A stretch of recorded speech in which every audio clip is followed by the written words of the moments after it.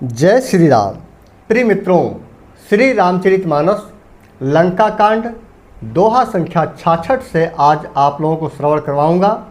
यह प्रसंग उस समय का है जब प्रभु श्री राम और रावण के बीच युद्ध चल रहा था और उसी बीच में कुंभकर्ण की एंट्री होती है और कुंभकर्ण के युद्ध में आने के बाद वानर सेना में उथल पुथल मच जाती है। वानर सेना प्रभु श्री राम की जो सेना थी उसके बड़े बड़े योद्धाओं को कुंभकर्ण परास्त करता हुआ आगे की ओर बढ़ता जाता है, जिसमें अंगद और सुग्रीव जैसे महाबली को भी कांख में दबा करके वह घसीटते हुए आगे बढ़ता है युद्ध में, और हनुमान जी को भी पटक करके मूर्छित कर देता है। ऐसे में बहुत से उथल पुथल युद्ध के समय मच जाती है। उसी के आगे का प्रसंग जो है कि श्रवण आप लोगों को करवाता हूँ कि आगे क्या हुआ। तो दोहा संख्या 66 की पहली चौपाई। भगवान भोलेनाथ माता पार्वती को यह कथा श्रवण करवा रहे हैं। श्रद्धा प्रेम पूर्वक सभी राम भक्त यदि श्री रामचरितमानस का अर्थ के साथ में श्रवण मैं हमेशा कहता आया हूँ कि हृदय पूर्वक करें, ऊपरी मन से न करें। और श्री रामचरितमानस का जो भी मैं श्रवण करवा रहा हूँ, मेरा उद्देश्य मित्रों बस इतना ही है कि जो लोग हिंदी ठीक से नहीं पढ़ पाते हैं, अदर स्टेट के लोग, या जो यात्रा में रहते हैं, और ऐसे बुजुर्ग जो अब जिनकी उम्र ज़्यादा हो चुकी है और पढ़ने में समर्थ हैं, लेकिन वह सोकर बैठ करके कहीं भी श्री रामचरितमानस को आसानी से श्रवण कर सकें, इसलिए अर्थ के साथ में आपको श्रवण सामान्य तरीके से करवा रहा हूँ, जिसका लाभ मुझे उम्मीद है कि सभी लोगों को, आप सभी लोगों को मिलेगा। तो चलिए शुरू करते हैं। उमा करत रघुपति नर लीला, खेल गरुड़ जिमी यही गण मीला।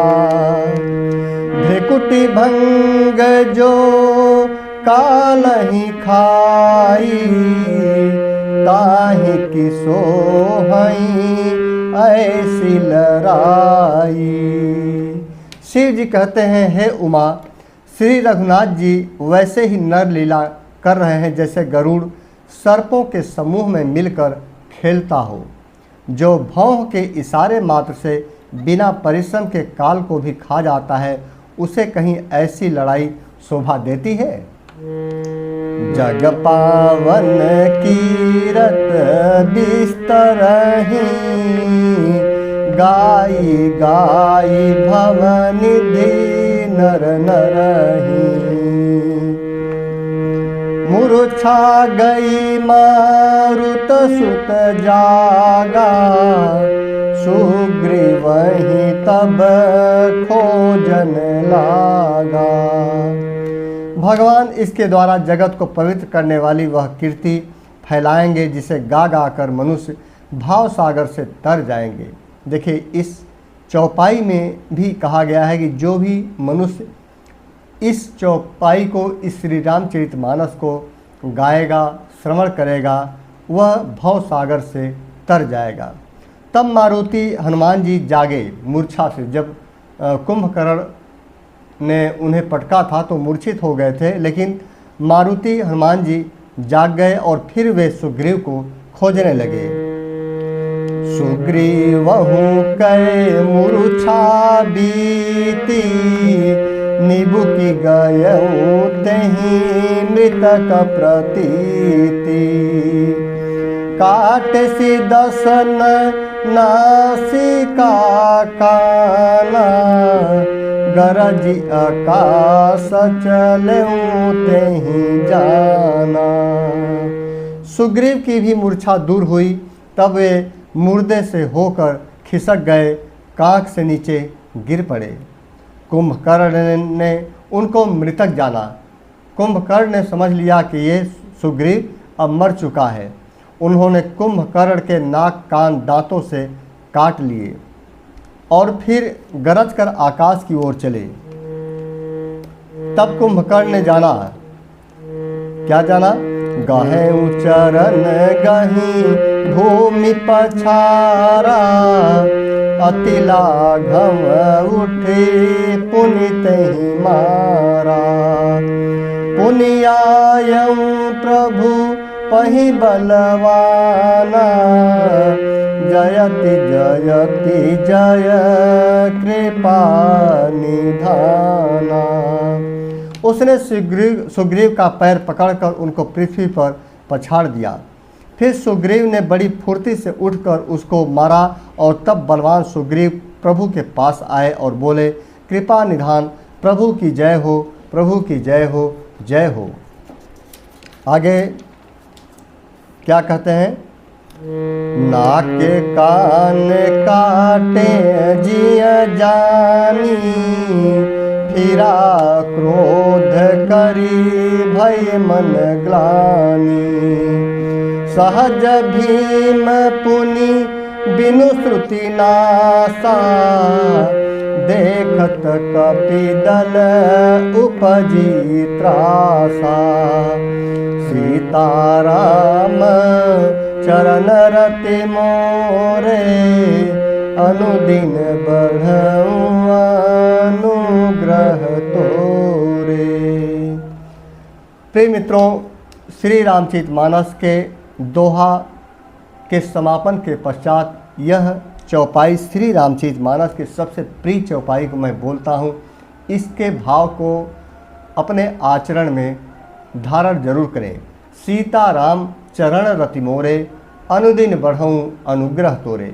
इसका अर्थ मित्रों यह है कि सीता राम जी के चरणों में जो हमारे हृदय में प्रेम है, वह प्रेम दिन प्रतिदिन बढ़ता ही जाए, ऐसी प्रभु हमारे ऊपर कृपा करें। यह चौपाई बहुत ही खास है मित्रों, इसीलिए इस चौपाई को हमेशा स्मरण करना चाहिए। इससे जो है कि प्रभु के प्रति जो प्रेम है आपके हृदय में, वह हमेशा बढ़ता ही जाएगा, कभी कम नहीं होगा। आगे कहते हैं कि नाक कान काटे गए, ऐसा मन में जानकर बड़ी ग्लानि हुई और वह क्रोध करके लौटा। एक तो वह स्वभाव आकृति से ही भयंकर था और फिर बिना नाक कान का होने से और भी भयानक हो गया। उसे देखते ही वानरों की सेना में भय उत्पन्न हो रहा है। प्रभु श्री राम जी से कह रहे हैं एक सुंदर दोहा, जय जय जय रघुवंश मणि, धाये कपि देहूं। एक ही बार तासु पर, छाड़ने गिर तरजूह। रघुवंश मणि की जय हो, जय हो, जय हो, ऐसा पुकार कर बानर हुह करके दौड़े और सब ने एक ही साथ उस पर पहाड़ और वृक्षों के समूह छोड़ दिए। कुंभकर्ण रन रंग विरुद्धा, सन्मुख चला काल जनु क्रुद्धा। कोटि कोटि कपि धरि धरि खाई, जनु टीढ़ी गिरी गुहा समाई। रण के उत्साह में कुंभकर्ण विरुद्ध होकर उनके सामने ऐसा चला मानो क्रोधित होकर काल ही आ रहा हो। वह करोड़ करोड़ वानरों को एक साथ पकड़ पकड़ कर खाने लगा। वे उसके मुंह में इस तरह घुसने लगे मानो पर्वत की गुफा में टिड्डियां समा रही हों। कोटिन गही शरीर सन मरदा, कोटिन मीज मिलव मही गरदा।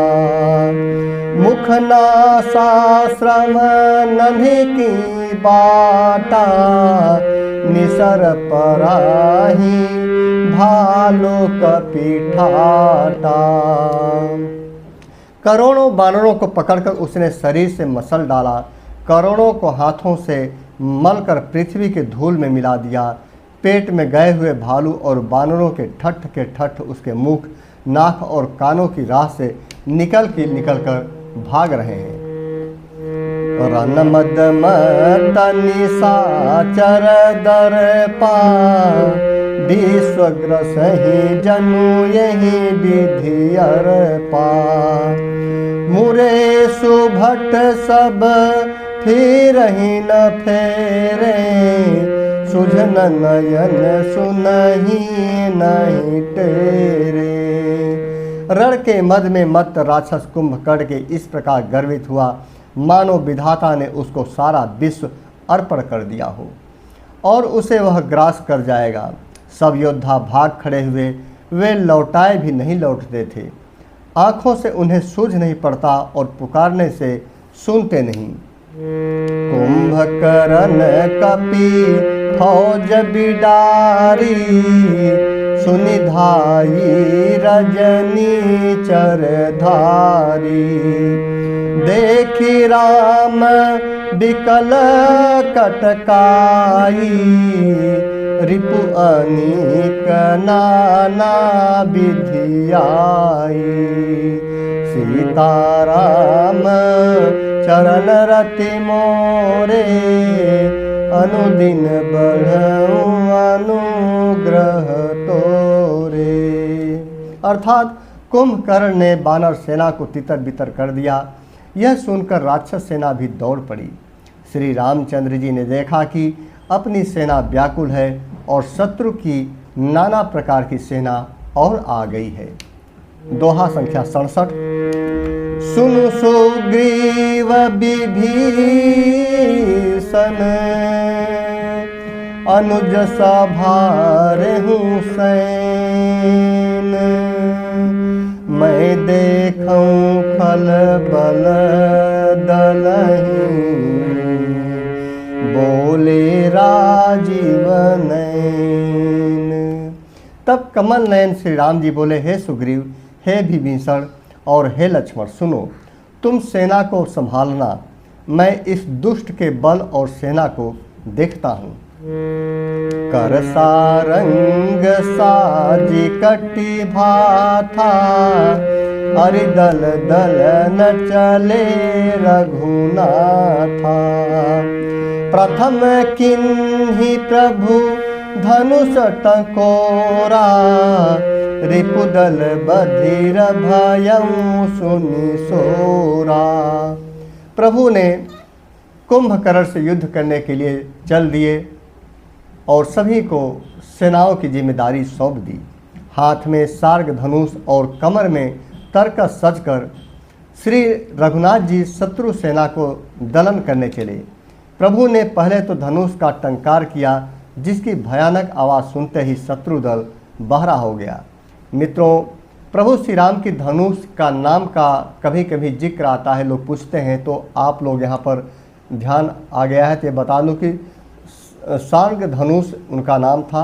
ये दोहा संख्या 67 के चौपाई, पहली चौपाई में इसका जिक्र आया है। सत्य संघ छाड़े सरलच्छा काल सर्प जनु चले सपच्छा। जह तह चले विपुल नाराचा लगे कटन भट बिकट पिसाचा। फिर सत्य प्रतिज्ञ श्री राम जी ने 1,00,000 बाण एक साथ छोड़ दिए। वे ऐसे चले मानो पंख वाले काल सर्प चले हों। जहाँ तहाँ बहुत से बाण चले, जिनसे भयंकर राक्षस योद्धा कटने लगे। कटहि चरण उर सिर भुज दंडा बहुत कबीर होहि सतखंडा। घूर्मि घायल मही परहि उठि संभारि सुभट पुनि लरहि। उनके चरण, छाती, सिर और भुजदंड कट रहे हैं। बहुत से वीरों के 100 टुकड़े हो जाते हैं। घायल चक्कर खाकर पृथ्वी पर पड़ रहे हैं। उत्तम योद्धा फिर संभल कर उठते हैं और फिर लड़ने लगते हैं। लागत बान जलद जिमि गाजहि बहुतक देख कठिन सर भाजहि। रुंड प्रचंड मुंड बिनु धावहि, धरु धरु मारु मारु धुनि गावहि। सीताराम चरण रति मोरे, अनुदिन बढ़ऊ अनुग्रह तोरे। अर्थात बाण लगते ही वे मेघ की तरह गरजते हैं। बहुत से तो कठिन बाण को देखकर ही भाग जाते हैं। बिना मुंड अर्थात सिर के प्रचंड रुंड अर्थात धड़ दौड़ रहे हैं और पकड़ो पकड़ो मारो मारो का शब्द करते हुए गा रहे हैं, चिल्ला रहे हैं। दोहा संख्या 68। छन महु प्रभु के साय कन्ही, काटे बिकट पिशाच। पुनि रघुबीर निसंग महु, प्रभिसे सब नाराज। प्रभु के बाणों ने क्षण मात्र में भयानक राक्षसों को काट कर रख दिया। फिर वे सब बाण लौटकर श्री रघुनाथ जी के तर्कस में पुनः वापस आ गए। कुंभकर्ण मन दिख बिचारी, हति छन माझनि साचर धारी। भायति क्रुद्ध महाबल बीरा, कियो मृग नायक नाद गंभीरा। कुंभकर्ण ने मन में विचार कर देखा कि श्री राम जी ने क्षण मात्र में राक्षसी सेना का संहार कर डाला। तब वह महाबली वीर अत्यंत क्रोधित हुआ और उसने गंभीर सिंहनाद किया। कोपी महीधर ले पारी, कोपी महीधर ले पारी। डारई जहमर कट भट भारी, आवत देखी शैल प्रभु भारे। सरनि काटे रज सम करी डारे। वह क्रोध करके पर्वत उखाड़ लेता है और जहाँ भारी भारी बानर योद्धा होते हैं वहाँ डाल देता है। बड़े बड़े पर्वतों को आते देखकर प्रभु ने उनको बाणों से काटकर धूल के समान चूर चूर कर डाला। पुनि धनु तानि को पी रघुनायक, छाड़े अति कराल बहुसायक। तनु महु प्रविश निसिर सर जाहि, जिमि दामिनी घन माझ समाहि। फिर श्री रघुनाथ जी ने क्रोध करके धनुष को तानकर बहुत से अत्यंत भयानक बाण छोड़े। वे बाण कुंभकर्ण के शरीर में घुसकर पीछे से इस प्रकार निकल जाते हैं कि उनका पता ही नहीं चलता, जैसे बिजलियां बादल में समा जाती हैं। सोनित स्रवत सोहतन कारे, जनुक जल गिरि गेरु पनारे। बिकल बिलोकी भालू कपि धाये, बिहसा जब ही निकट कपि आए। सीताराम चरण रति मोरे, अनुदिन बढ़ऊ अनुग्रह तोरे। अर्थात उसके काले शरीर से रुधिर बहता हुआ ऐसी शोभा देता है मानो काजल के पर्वत से गेरू के पनाले बह रहे हों। उसे व्याकुल देखकर रिच्छ बानर दौड़ पड़े। वे ज्यों ही निकट आए त्यों ही वह हंसा। एक सुंदर दोहा संख्या 59। महानाद करी गर्जा कोटि, कोटि गही कीस। मही पटकई गजराज इव, शपथ करई 10 शीस। और बड़ा घोर शब्द करके गरजा तथा करोड़ करोड़ बानरों को पकड़कर वह गजराज की तरह उन्हें पृथ्वी पर पटकने लगा और रावण की दुहाई देने लगा। भागे भालु बलि मुख जूथा, मृग बिलो की जिम में सब रूथा। चले भागी कपि भालु भवानी, विकल पुकारत आरत बानी। यह देखकर रिच्छ बानरों के झुंड ऐसे भागे जैसे भेड़ियों को देखकर भेड़ों के झुंड। शिव जी कहते हैं कि हे भवानी, बानर भालू व्याकुल होकर आर्तवाणी से पुकारते हुए भागते चले जा रहे हैं। यह निशिचर दुकाल समय हई, कपिकुल देश पर नयब चहई। कृपा बारिधर राम खरारी, पाहि पाहि प्राण तार तिहारी। वे कहने लगे, हे राक्षस, दुर्भिक्ष के समान है जो अब बानर कुल रूपी देश में पड़ना चाहता है। हे कृपा रूपी जल के धारण करने वाले मेघ रूप श्री राम, हे खरक के शत्रु, हे शरणागत के दुख हरने वाले, रक्षा कीजिए, रक्षा कीजिए। सकरुण बचन सुनत भगवाना, चले सुधारि सरासन बाना। राम सेन निज पाछे घाली, चले सकोप महाबलशाली। करुणा भरे वचन सुनते ही भगवान धनुष बाण सुधार कर चले। महाबलशाली श्री राम जी ने सेना को अपने पीछे कर लिया और वे अकेले क्रोधपूर्वक चले और आगे बढ़े। खैंची धनुष सरसत संघाने, छूटे तीर शरीर समाने। लागत सर धावारि सभरा, कुधर डगमगत डोलती धरा। उन्होंने धनुष को खींचकर 100 बाण संधान किए। बाण छूटे और उसके शरीर में समा गए। बाणों के लगते ही वह क्रोध में भरकर दौड़ा। उसके दौड़ने से पर्वत डगमगाने लगे और पृथ्वी हिलने लगी।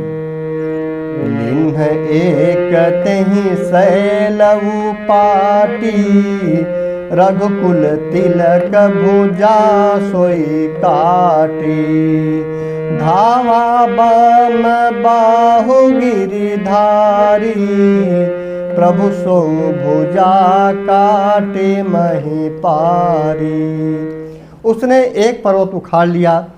रघुकुल तिलक श्री राम जी ने उसकी वह भुजा ही काट डाली। तब वह बाएं हाथ में पर्वत को लेकर दौड़ा। प्रभु ने उसकी वह भुजा भी काट कर पृथ्वी पर गिरा दी। काटे भुजा सोह खल कैसा, पक्षहीन मंदर गिरि जैसा। उग्र बिलोकनी प्रभु ही बिलोका, ग्रसन चहत मानहु त्रैलोका। सीताराम चरण रति मोरे, अनुदिन बढ़ऊं अनुग्रह तोरे। कुंभकर्ण भुजाओं के कट जाने पर वह दुष्ट कैसी शोभा पाने लगा, जैसे बिना पंख का मंदराचल पहाड़ हो। उसने उग्र दृष्टि से प्रभु को देखा, मानो तीनों लोकों को निगल जाना चाहता हो। प्रिय मित्रों, कुंभकर्ण को तो पता ही था कि प्रभु श्री राम हैं और केवल अपने कर्तव्यों का निर्वहन करते हुए युद्ध को लड़ रहा था और वह जानता था कि मेरी मृत्यु निश्चित है। लेकिन यह भी जानता था कि मेरी मृत्यु यदि प्रभु श्री राम के हाथों से या श्री हनुमान जी महाराजों की हाथों से भी होती है तो मेरा कल्याण हो जाएगा। दोहा संख्या 70 का श्रवण करें। करिचिकार घोर यति धावा बदनु पसारी गगन सिद्ध सुर त्रासित हा हे तितुकारी। वह बड़े जोर से चिंगाड़ करके मुंह फैलाकर दौड़ा। आकाश में सिद्ध और देवता डरकर हा इस प्रकार पुकारने लगे। सभय देव करुणा निध जान्यो श्रवण प्रजंत सरासनुतान्यो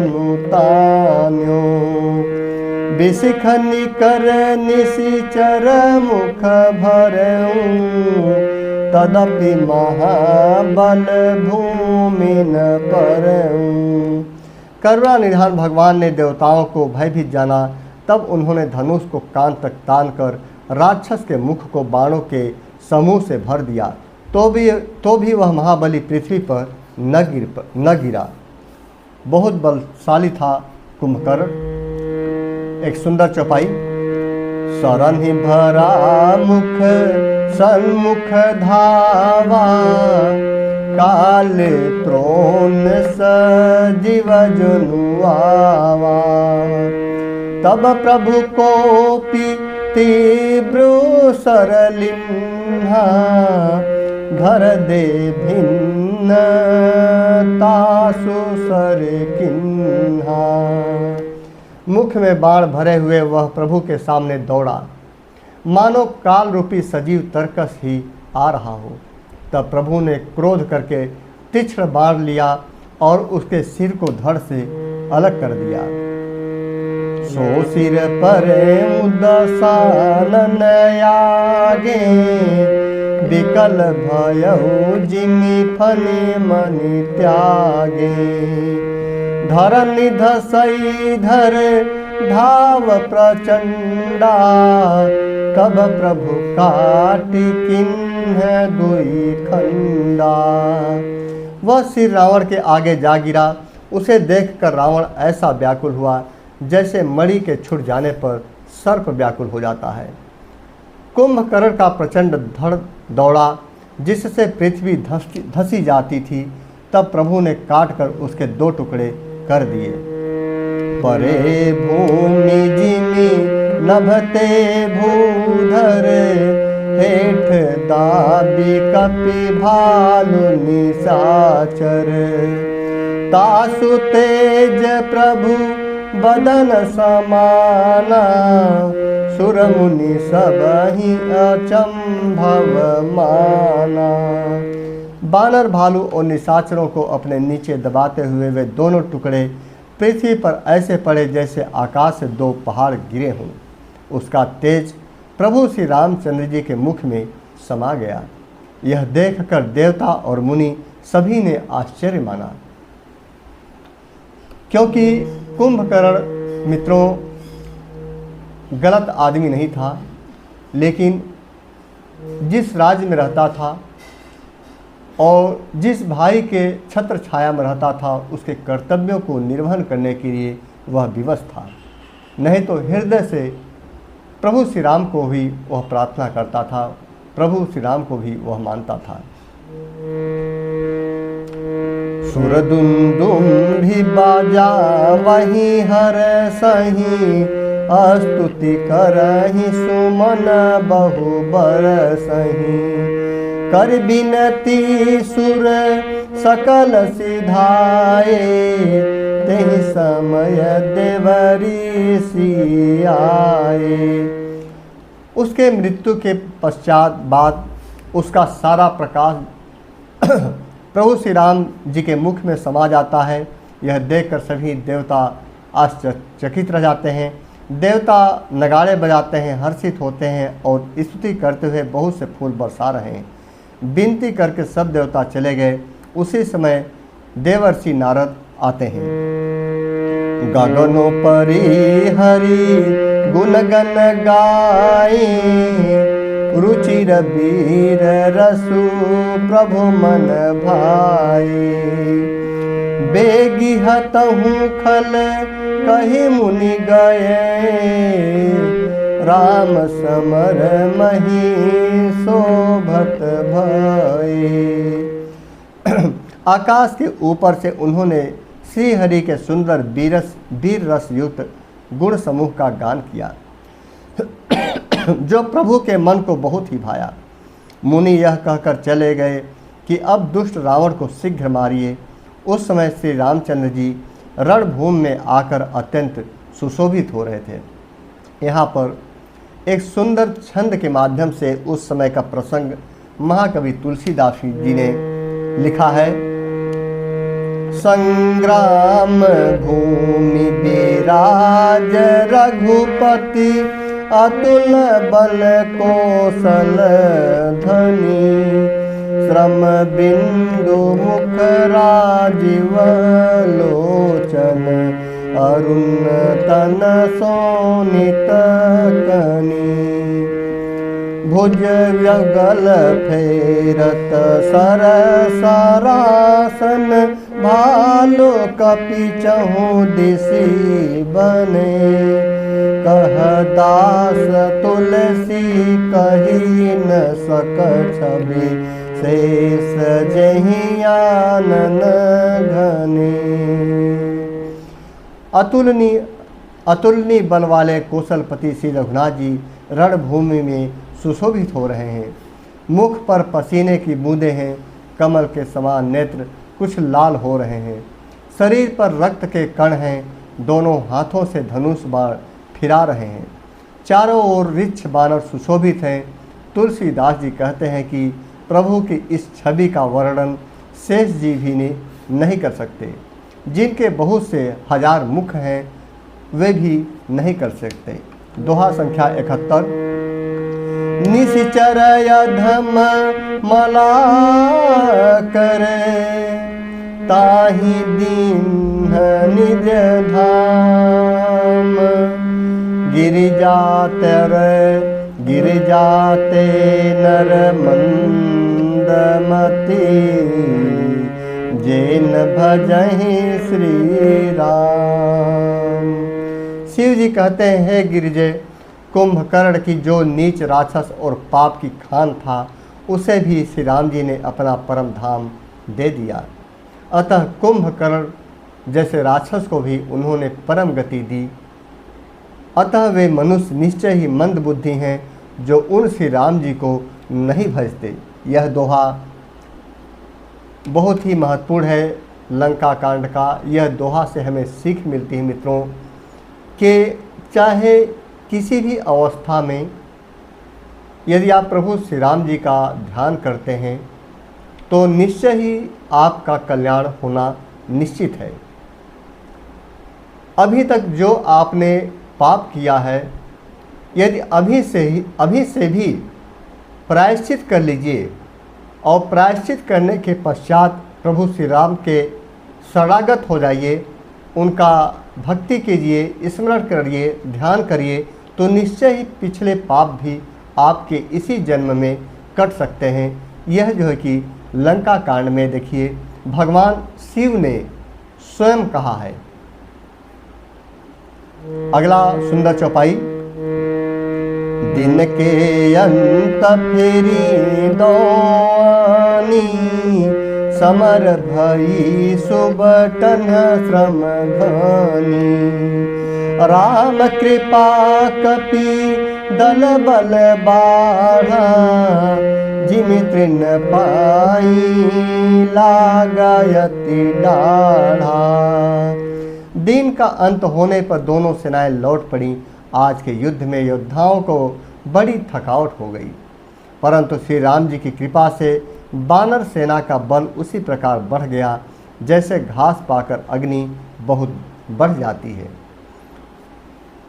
छीजहि निशिचर दिनु अरु राति, निज मुख कहे सुकृत जहि भांति।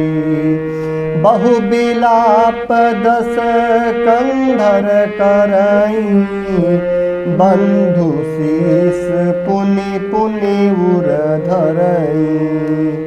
उधर राक्षस दिन रात इस प्रकार घटते जा रहे हैं जिस प्रकार अपने ही मुख से कहने पर पूरे घट जाते हैं। यह देखिए मित्रों, यह भी चौपाई बहुत ही महत्वपूर्ण है।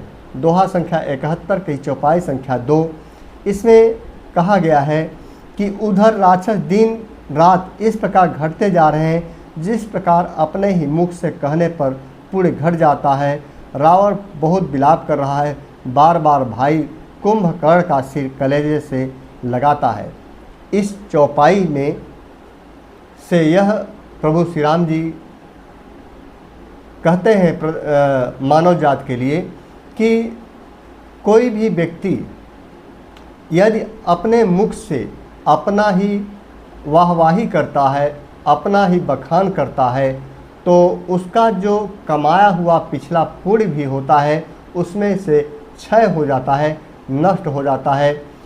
लेकिन आज के समय में मित्रों, हमारे सनातन धर्म के ऐसे बहुत से संत हैं जो अपने ही मुख से न केवल अपनी बड़ाई करते हैं बल्कि दूसरे संतों की भी ज्ञान के अहंकार में, भक्ति के अहंकार में, पद के अहंकार में एक दूसरे की निंदा करते हैं। जबकि श्री रामचरितमानस में बहुत से ऐसी जगहों पर इसका वर्णन किया गया है कि किसी भी संत समाज के द्वारा संत समाज देवतुल्य बतलाया गया है और स्वयं एक चौपाई में कहा गया है कि यह जो संत समाज है उसी को देवलोक मानिए और उन्हीं सब का अनुसरण करिए। ऐसे में सभी संत समाज से मेरा आग्रह है कि एक दूसरे की कभी बुराई न करें और ना ही अपना गुणगान स्वयं से करें। बस यूं ही सनातन धर्म की सेवा अपने भक्ति भाव से यथाशक्ति जो ज्ञान है उससे वे करते रहें, तो जो है कि सनातन का दिन प्रतिदिन यूं ही विकास होता जाएगा और प्रभु श्री राम की कृपा भी आप पर बनी रहेगी। रोवहि नारी हृदय हति पानी, तासु तेज बल विपुल बखानी। मेघनाद तेहि अवसर आयऊ, कही बहु कथा पिता समुझायऊ। स्त्रियां उसके बड़े भारी तेज और बल को बखान करके हाथों से छाती पीट पीट कर रो रही हैं। उसी समय मेघनाद आया और उसने बहुत सी कथाएं कहकर पिता को समझाता है।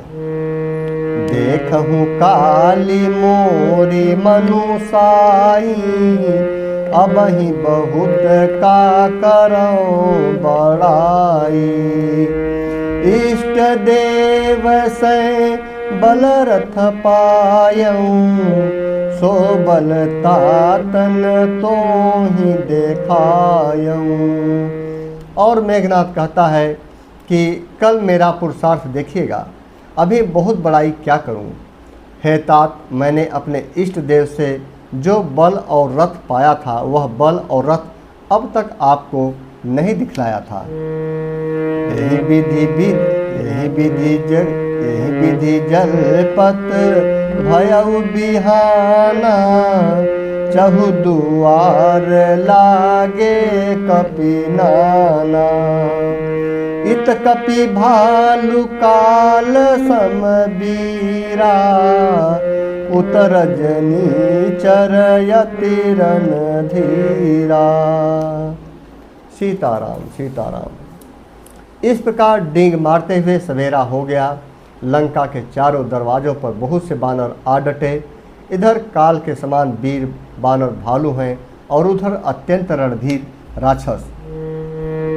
लरहि सुभट निज निज जय हेतु, बरनि न जाई समर खग केतु।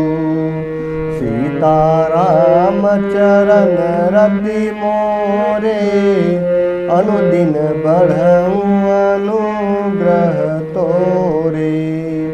अर्थात ओर के योद्धा, दोनों ओर के योद्धा अपनी अपनी जय के लिए लड़ रहे हैं कि हमारी जय हो। एक गरुड़, हे गरुड़, उनके युद्ध का वर्णन नहीं किया जा सकता। एक दोहा, दोहा संख्या 72। मेघनाद मायामय रथ चढ़ी गयऊँ आकाश, गरजऊँ अट्टहास करी, भई कपिकट कहीं त्रास। मेघनाद उसी पूर्वोक्त मायामय रथ पर चढ़कर आकाश में चला गया और अट्टहास करके गरजा, जिससे बानरों की सेना में भय छा गया। शक्ति शूल तरवारी कृपाना, अस्त्र शस्त्र कुली सायुध नाना, डारई परशु परिघ पासाना, लागे वृष्टि करे बहुबाना। वह शक्ति शूल तलवार कृपाण आदि अस्त्र शस्त्र एवं वज्र आज बहुत से आयुध चलाने तथा फरसे से परिघ पत्थर आदि डालने और बहुत से बाणों की वृष्टि करने लगा। 10 दिशि रहे बान नभ छाई, मानहु मघा मेघ झरी लाई। धरु धरु मारु सुनिय धुनि ताना, जो मारहि तेहि को न जाना। आकाश में 10 दिशाओं में बाढ़ छा गए, मानो मघा नक्षत्र के बादलों ने झड़ी लगा दी हो। पकड़ो पकड़ो मारो ये शब्द कानों से सुनाई पड़ते हैं, पर जो मार रहा है उसे कोई नहीं जान पाता। कही गिरी तरु आकाश कपि धावहि, देखहि तेहि न दुखित फिरे आवहि। अवघट घाट बाट गिरि कंदर, माया बल किन्ह सिसर पंजर। पर्वत और वृक्षों को लेकर बानर आकाश में दौड़कर जाते हैं, पर उसे देख नहीं पाते। इससे दुखी होकर लौट आते हैं। मेघनाद ने माया के बल से अटपटी घाटियों, रास्तों और पर्वत कंदराओं को बाणों के पिंजरे बना दिए, बाणों से छा दिया। जाहि कहाँ व्याकुल भय बंदर, सुरपति बंदी परे जनु मंदर। मारुत सूत अंगद नल नीला, किन्ह सी विकल सकल बलशीला। अब कहाँ जाए यह सोच कर रास्ता न पाकर बानर व्याकुल हो गए, मानो पर्वत इंद्र की कैद में पड़े हों। मेघनाद ने मारुति, हनुमान, अंगद, नल और नील आज सभी बलवानों को व्याकुल कर दिया। लक्ष्मण सुग्रीव विभीषण, शरणि मारि किन्ह सी जर जर तन। पुनि रघुपति से जूझै लागा, सर छाड़ै होई लागहि नागा। फिर उसने लक्ष्मण जी, सुग्रीव और विभीषण को बाणों से मारकर उनके शरीर को चलनी कर दिया। फिर वह श्री रघुनाथ जी से लड़ने लगा, और वह जो बाण छोड़ता है वे सांप होकर लगते हैं, सांप की तरह। ब्याल पास बस भय खरारी, स्वबस अनंत एक अभिकारी। नट इव कपट चरित कर नाना, सदा स्वतंत्र एक भगवाना। जो स्वतंत्र, अनंत, एक अखंड और निर्विकार हैं, वे खर के शत्रु श्री राम जी लीला से नागपाश के बस में हो जाते हैं, उससे बच जाते हैं। देखिए प्रभु की लीला। श्री रामचंद्र जी सदा स्वतंत्र एक अद्वितीय भगवान हैं। वे नटकी की तरह अनेकों प्रकार से दिखावटी चरित्र करते रहते हैं। रन शोभा लगी प्रभु ही बधायो, नाग पास देवन भय पायो। सीताराम चरण रति मोरे, अनुदिन बढ़ऊ अनुग्रह तोरे। अर्थात रण की शोभा के लिए प्रभु ने अपने को नागपाश में बांध लिया, किंतु उससे देवताओं को बड़ा भय हो गया। दोहा संख्या 73। गिरिजा जासु नाम जपी, मुनि काटहि भव पास। सो की बंध तरयावै, व्यापक विश्व निवास। शिव जी कहते हैं, हे गिरिजे, जिनका नाम जप कर मुनि भव जन्म मृत्यु की फांसी को काट डालते हैं, वे सर्वव्यापक और विश्व निवास अर्थात विश्व के आधार प्रभु कहीं बंधन में आ सकते हैं। चरित राम के सगुन भवानी, तर्किन जाहि बोधि बलवानी। अस विचारी जे तज्ञ विरागी, राम ही भजहि तर्क सब त्यागी। कहते हैं भगवान भोलेनाथ, हे भवानी, श्री राम जी की इस सगुण लीलाओं के विषयों में बुद्धि और वाणी के बल से तर्क अर्थात निर्णय नहीं किया जा सकता। ऐसा विचार कर जो तत्वज्ञानी और विरक्त पुरुष हैं, वे सब तर्क शंका छोड़कर श्री राम जी का भजन ही करते हैं। व्याकुल कट कुकिन्ह घन नादा, पुनिभा प्रगट कहै दुर्बादा। जामवंत कह खल रहु ठाढ़ा, सुनि करिताहि क्रोधयति बाढ़ा। मेघनाद ने सेना को व्याकुल कर दिया। फिर वह प्रकट हो गया और दुर्वचन कहने लगा। इस पर जाम्बवान ने कहा, अरे दुष्ट, खड़ा रह। यह सुनकर उसे बड़ा क्रोध आ गया। बूढ़ जानी सठ छाड़ेऊ तो ही, लागे सी अधम पचारे मोही।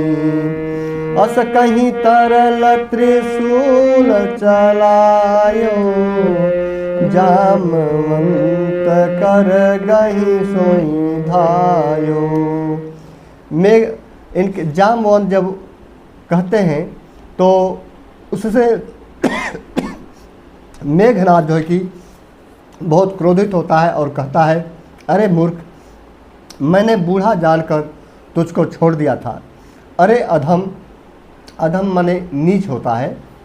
अरे अधम, अब तुम मुझी से ललकारने लगा है। ऐसा कहकर उसने चमकता हुआ त्रिशूल चलाया। जाम्बवान उसी त्रिशूल को हाथ से पकड़कर दौड़ा लिए।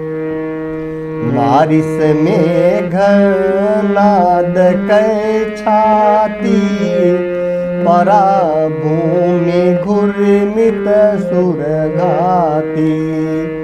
पुनिरिसान गही चरण फिरायो, मही पछारी निज बलद खरायो। और उसे मेघनाद की छाती पर दे मारा। वह देवताओं का शत्रु चक्कर खाकर पृथ्वी पर गिर पड़ा। जाम्बवान ने फिर क्रोध में भरकर पैर पकड़कर उसको घुमाया और पृथ्वी पर पटक कर उसे अपना बल दिखलाया। बर प्रसाद सो मरई न मारा, तब गही पद लंका पर डारा।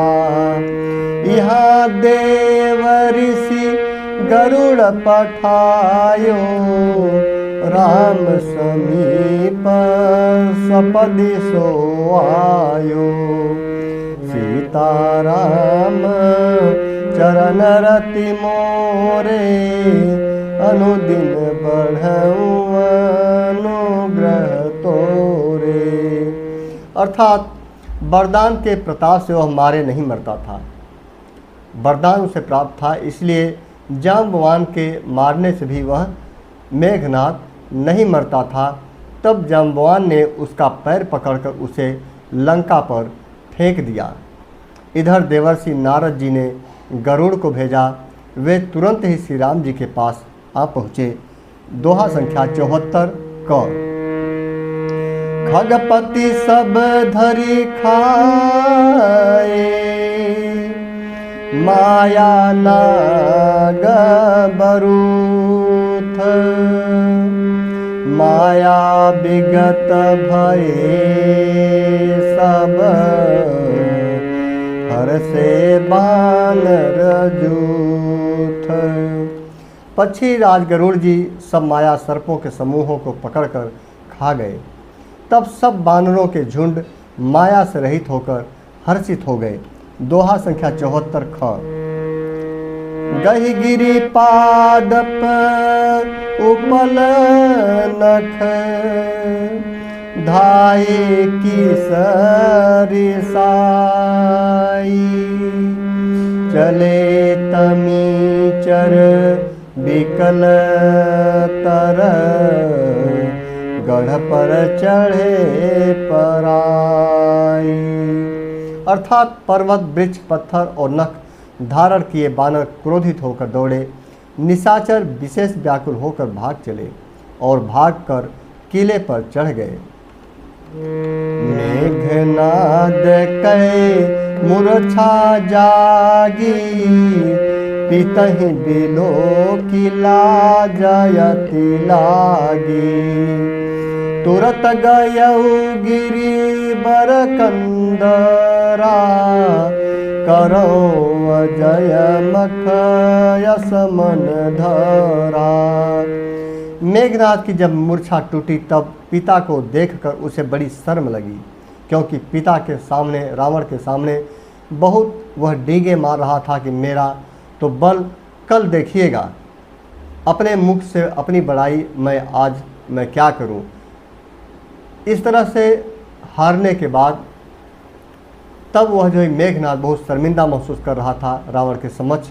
मैं अजय होने को यज्ञ करूं, ऐसा मन में निश्चय करके वह तुरंत श्रेष्ठ पर्वत की गुफा में चला गया।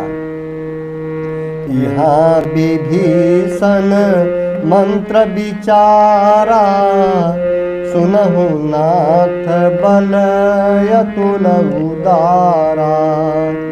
मेघनाद मख करैया पावन, खल मायावी देव सतावन।